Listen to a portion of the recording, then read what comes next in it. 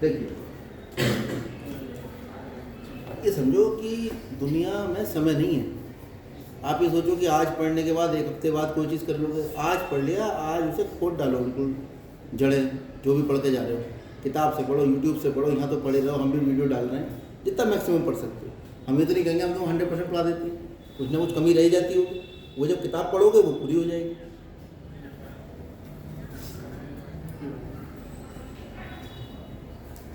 एक ऐसी व्यवस्था जिसमें ये एक्स अक्ष है और ये वाई अक्ष है,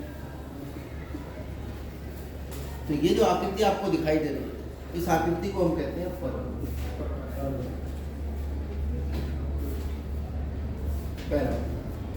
इस परवलय की परिभाषा ये है कि एक बिंदु किसी तल में इस प्रकार घूमता है कि उसकी एक निश्चित बिंदु से दूरी एक सरल रेखा पर डाले गए लंब की लंबाई के बराबर है। PS बराबर PM। अगर ऐसे सारे बिंदु ढूंढ लो, उन सभी बिंदुओं को अगर मिलाओगे तो ये आकृति बन जाएगी। अब ये बिंदु कहीं भी हो सकता है, जो फिक्स बिंदु है, निश्चित बिंदु है। आपके कोर्स में जो परवलय है वो परवलय है जिसका निश्चित बिंदु एक्स अक्ष पे स्थित होगा, जिसे हम नाभि कहते हैं। ये आपका निश्चित बिंदु, और इस परवलय का शीर्ष जो है वो मूल बिंदु पर होगा। मूल बिंदु से जितनी दूरी, खड़े हो, क्या नाम है तुम्हारा? तो तुम्हारा ध्यान किधर है? इधर नहीं, और उसे यहाँ ले आओ, ठीक है, बैठो। तो मूल बिंदु से जो नाभि की दूरी है, उतनी दूरी पर इससे दूसरी दिशा में एक सरल रेखा है जो एक्स अक्ष पर लंब है। इसे नियता कहते हैं। क्या कहते हैं? नियता। ये निश्चित रेखा है, ये वाली, ये निश्चित बिंदु। हम केवल उन्हीं परवलय का अध्ययन करें। और ये देख रहे हैं ये दूरी a है, तो ये x बराबर -a हो गया, यानी इसका समीकरण हो गया x + a बराबर। ये सब हम पहले, ये नाभि होगी। क्या कहते हैं इसको? इसका जब हमने यहाँ पर एक परिवर्तनशील बिंदु x, y लिया और इन दोनों के बीच की दूरी को यहाँ इस रेखा पर डाले गए लंब की लंबाई के बराबर रख के जब हमने समीकरण निकाला, तो इसका समीकरण निकल कर आया था y² बराबर 4। ठीक है, जिसमें नाभि लंब की लंबाई वो 4। नाभि लंब क्या है? ये जो हमारे पास फिक्स बिंदु है S, A, B, इस पर अगर हम कोई लंब डाल दें तो इस लंब की जो लंबाई होगी AB, ये इस पर लंब है और कहां से होकर जा रहा है? नाभि से होकर जा रहा है। तो इसकी लंबाई होगी 4A, 2A ऊपर और 2A। ये हमने निकाल के भी बताया था, इसको सिद्ध भी करवाया था, जो बच्चे आए वो जानते हैं। 4 प्रकार के परवलय हमारे पास बनेंगे। एक परवलय वो बनेगा जिसका अक्ष एक्स अक्ष की धनात्मक दिशा है। एक परवलय ये बनेगा जिसका एक्स अक्ष की धनात्मक दिशा। शीर्ष यही है 0, मूल बिंदु। नाभि यहाँ आ जाएगी S -a, नियता इधर a दूरी पर आ जाएगी, x बराबर a, तो नियता का समीकरण x - a बराबर 0। यह एक्स अक्ष और ये बात, इसका समीकरण जब हमने निकाला तो वो निकल कर आया y² बराबर -4। क्लियर है? यानी यहाँ पे y का मान चाहे ऋणात्मक हो चाहे y का मान धनात्मक हो, x का मान हमेशा धनात्मक आना है। इसको ऐसे समझ, जिस पर घात 2 लगी है वो इसका अक्ष नहीं होगा। इसका अक्ष कौन होगा? जिस पर घात 1 लगी। तो y² बराबर 4x में x है, तो इसका अक्ष कौन सा अक्ष होगा? एक परवलय ये बनेगा।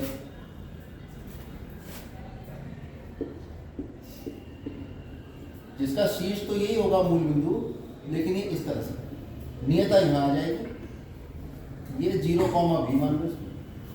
तो जितनी दूरी पे इसका नाभि है उतनी दूरी पे एक रेखा होगी y बराबर -b। तो नियता का समीकरण हो गया y + b बराबर 0। और परवलय का समीकरण जब हमने निकाला था तो निकल रहा था x² बराबर 4a। ये नहीं, और नाभि लंब की लंबाई कितनी आएगी? 4। और नाभि लंब के शीर्षों का निर्देशांक यहाँ अगर देखें नाभिलंब के शीर्षों के निर्देशांक ये हटाओ इसे, इसके निर्देशांक निकल जाएंगे। एक्स निर्देशांक तो ए ही होगा, a, 2a, और ये आएगा a, ऐसे यहाँ नाभिलंब के शीर्षों के निर्देशांक अगर निकालें ये तो ये कितना आ जाएगा, b तो यहाँ आएगा 2b और ये आएगा -2b, क्योंकि ये दूरी आपके पास जो आएगी यहाँ से ये -2।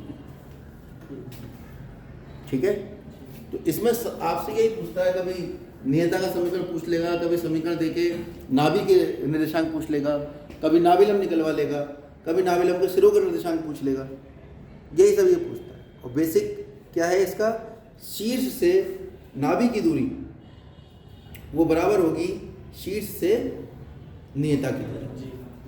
उसके अलावा शीर्ष को नाभि से मिलाने वाला जो रेखा होगी वही परवलय का अक्ष कहलाता है, और वो परवलय का जो अक्ष है वो नियता पर क्या होगा, लंब। ये बात आपको याद है, क्योंकि हो सकता है नियता का समीकरण पूछ ले। क्यों, चलो सवालों में बात करते हैं, काफी बता दिया। अभी एक रह गया,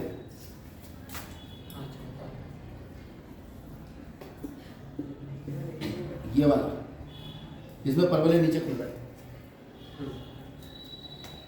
ये आएगा x² बराबर -4b, ये आएगा -0, -b,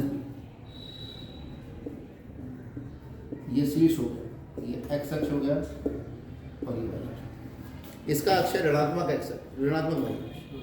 ये सब डिटेल में मैं चार्ट बनवा चुका हूँ, जो बच्चे आए थे उनके पास सब नोट। आप लोग भी चार्ट बना लेना, है ना। चारों के चित्र बनाओगे, फिर उसके आगे लिखोगे समीकरण, फिर लिखोगे नियता, फिर लिखोगे नाभि, फिर लिखोगे शीर्ष, फिर लिखोगे नाभिलंब की रेखा, ऐसे पूरा चार्ट बन जाएगा। सवालों में बात करें।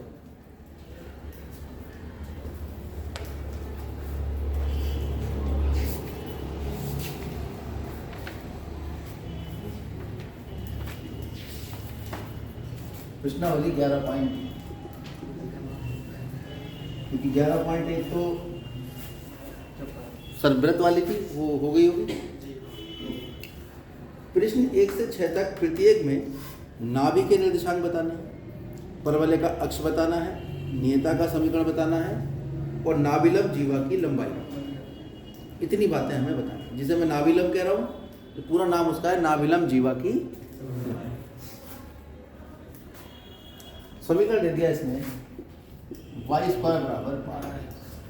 इन चारों में से ये किसका समीकरण हो सकता है, y² बराबर 4x का होगा, क्योंकि y² है और बराबर में प्लस है, तो फिर यही वाला ऑप्शन बचा हमारे पास।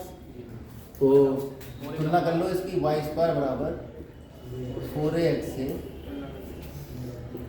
तुलना करें। देखो तुलना उसी से करेंगे जिसके जैसा समीकरण, ठीक है, और उसके बारे में हमें पूरी जानकारी होगी। इसकी नाभि भी पता है, इसके नियता का समीकरण भी पता है, इसका शीर्ष भी पता है, नाभिलंब जीवा की लंबाई भी पता है, इसके नाभिलंब जीवा के सिरों का निर्देशांक भी पता है। ऐसे हर परवलय के बारे में पूरी इन्फॉर्मेशन जब तक नहीं पता होगी आपको, आप इन सवाल को नहीं हिला पाओगे। ठीक है, यहाँ तो पूरी पता है। तो तुलना करोगे तो 4a का मान कितना आता है, 12, a का मान कितना आता है। अब शुरू हो जाओ। सबसे पहले क्या पूछा है उसने, नाभि के निर्देशांक।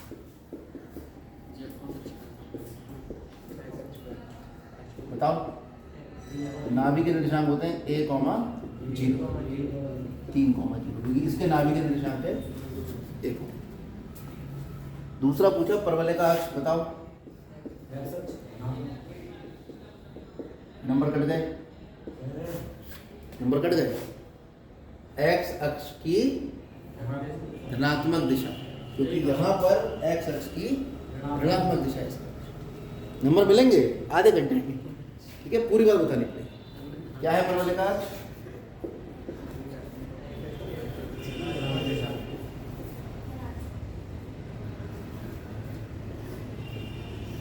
यह धनात्मक x अक्ष भी कुछ किताबों में कहा गया। नियता का समीकरण बताओ, क्या है नियता का समीकरण। नहीं, यहाँ देखो नियता का समीकरण क्या है, x + a बराबर 0। तो x प्लस 3 बराबर कितना आसान है। नाभिलंब जीवा की लंबाई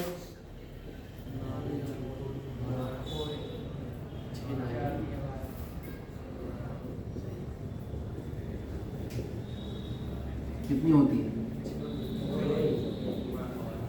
4 होती है, 2 कम होती है, 2 तो आधी होती है, 2 ऊपर 2 नीचे, पूरी कितनी हो गई? 4।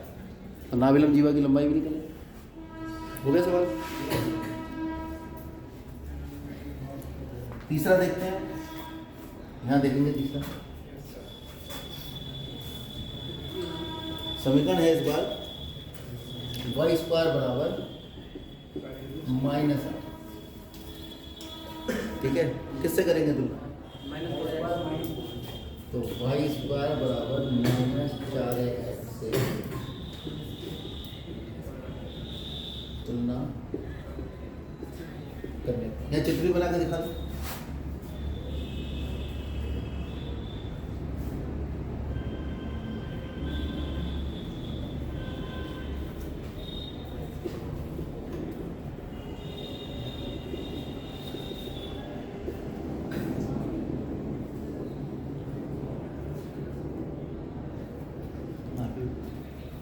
ठीक है, अब इसका भी चित्र बनाओ फटाफट। इसका चित्र तो 100% ऐसा आएगा,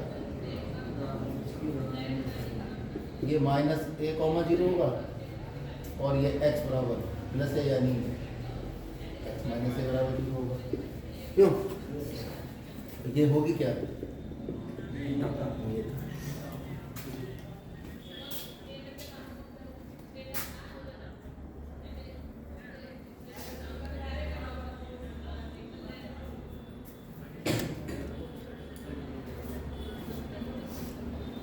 तो फिर -4 किसके बराबर आएगा?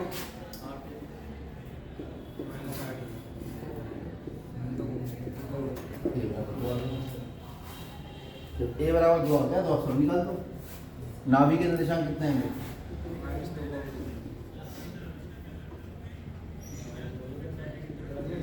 -a,0 कितना आ गया? -2,0 और वाले का अक्ष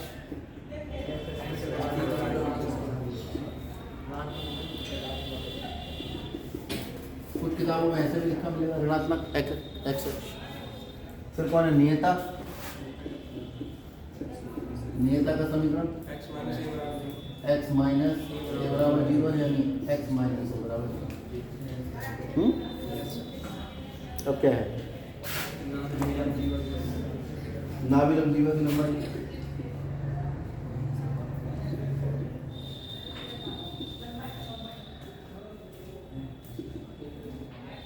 क्योंकि ये लंबाई है ना, लंबाई तो ऋणात्मक होती है, ऋणात्मक होती है, तो जो भी गुणांक है उसका वो लंबाई आएगा। क्लियर है? अच्छा, आप चाहो ये ठीक है तरीका, कोई दिक्कत तो नहीं है?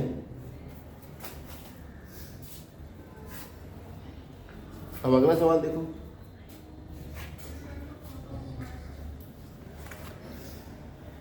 दूसरा x स्क्वायर बराबर 6 किससे करेंगे तुलना? इससे होगी। तो पहले चित्र बना लो इसका, आधी बात चित्र से खत्म हो जाती है।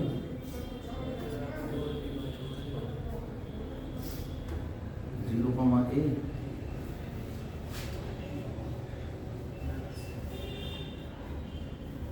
तो इसकी तुलना कर लो, x स्क्वायर बराबर 4b/6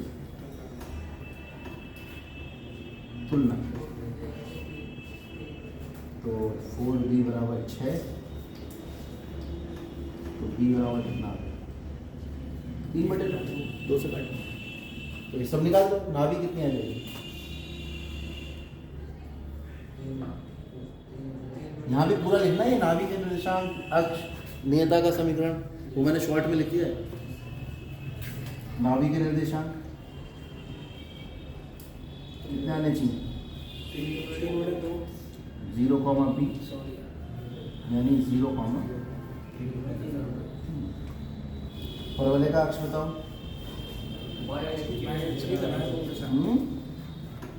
बताओ क्या है परवलय का अक्ष? हाँ वाई एक्स की धनात्मक दिशा या धनात्मक वाई, ऐसे भी लिख सकते। और क्या है पूछा है इसने, नियता का समीकरण बताओ।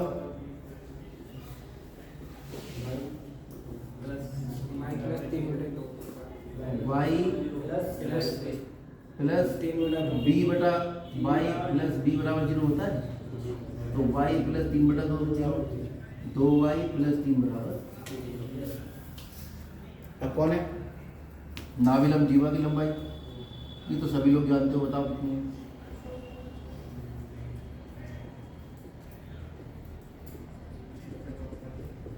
कितनी आएगी, 6 आएगी, 4 भी आती है।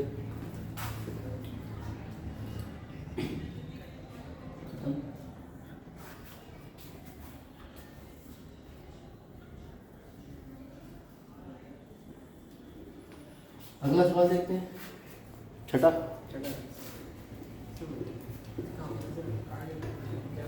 किससे करें तुलना इसकी, ये कौन सा केस हो गया, चित्र बनाओ पहले। चित्र बना के करोगे कभी नहीं भूलोगे।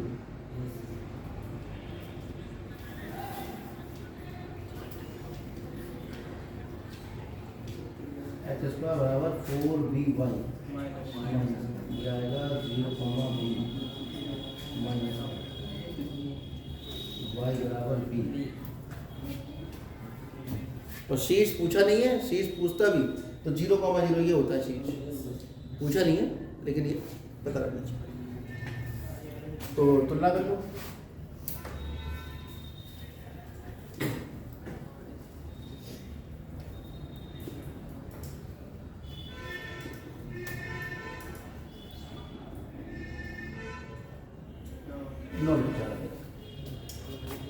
ठीक है, अब इसके हिसाब से चीज़ें लिखी जाएंगी। यहाँ जो चीज़ें लिखी गई हैं 0,b वो किसके हिसाब से लिखी गई हैं, इसके। अब जो लिखेंगे वो किसके हिसाब से लिखेंगे, इसके हिसाब से। इसका नाभि कितनी होती है, इसकी नाभि होती है 0,-, तो आ जाएगा आपके पास 0,-9/4।